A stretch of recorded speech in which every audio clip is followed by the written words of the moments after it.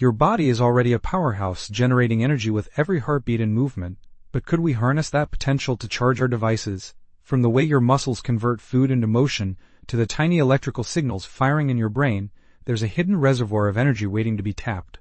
Your body isn't just a biological machine, it's an energy generator. Every step you take, every breath you inhale, produces tiny bursts of electrical current. But can we capture that energy to power our devices? Scientists are already exploring ways to turn body heat into electricity, but the real breakthrough might come from AI-powered energy systems. Could this tech create a new digital divide, leaving those without access even further behind? And what about our health? Are we willing to trade comfort for convenience if it means turning our bodies into power sources? You don't need a lab to see if this works. Grab some copper tape and aluminum foil. We'll show you how to build a tiny energy harvester right at home. It won't power your laptop, but it might just light up an LED with the energy from your touch. Let's see what happens when we turn movement into microvolts.